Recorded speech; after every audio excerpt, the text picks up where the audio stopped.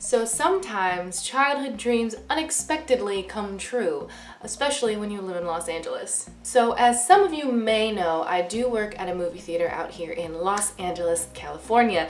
And being LA, it's not uncommon for celebrities or recognizable faces to come to my theater. I usually know how to keep my cool. How I react to the guests usually depends on if I'm a genuine fan of them or not. For example, King Batch comes in all the time.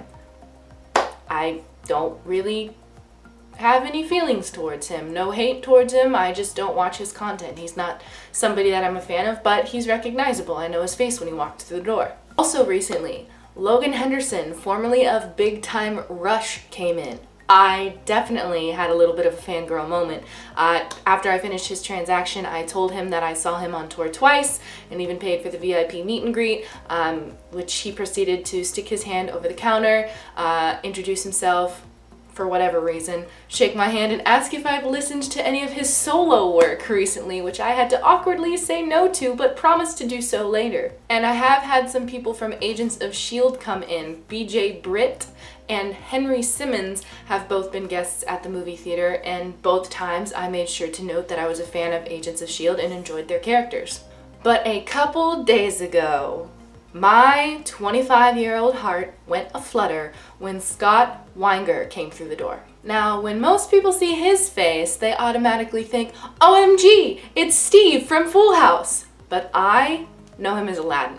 I was born right before the 1992 Disney film Aladdin came out. And obviously my name is Jasmine. Now, I was not named after Princess Jasmine because, again, I was born right before the movie came out. It was just a happy coincidence that the movie and I were both brought into the world at the same time. However, Aladdin was genuinely one of my favorite movies as a child. In fact, for my first trick-or-treat, I dressed up as Princess Jasmine. So literally, when I saw him open the door and get ready to come to the box office, I grabbed the desk, swung to my coworker and said, "Oh my gosh, I'm freaking out."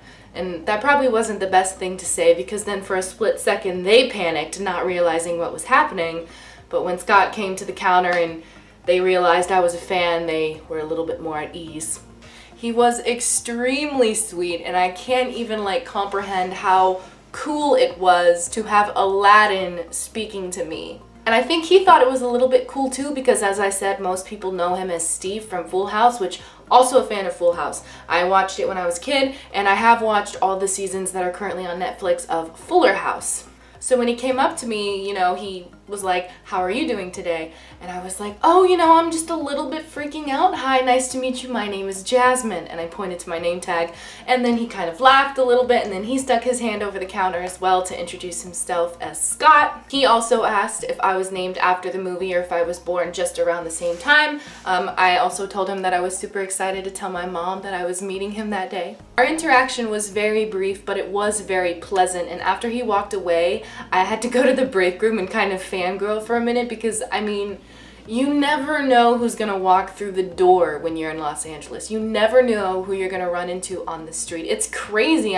There's celebrities who come into the movie theater almost every single week. And I have made it known to everybody at that theater that the day Robert Downey Jr. walks in those doors will be the day I lose my job, because I can guarantee I will drop whatever I'm doing in that moment and go talk to him. Speaking of, I don't know if you've noticed this thing over my shoulder, but that is indeed an Iron Man 3 poster. The size of my entire wall, that's 8 foot by 5 foot. I picked that up at work. It was in the break room. I screamed out loud with my voice when I saw it, and I took it home immediately. I know this video was a little bit shorter than what I usually post, but I figure that's not always a bad thing. I just wanted to check in, let you guys know that I'm still living. I do have a new apartment, as you can maybe see. You can't really tell. The last apartment I lived in had white walls too, so whatever. But this is my new apartment. That's my giant Robert Downey Jr. Iron Man poster. This is me. This is my life. This is my stories, and thank you for watching.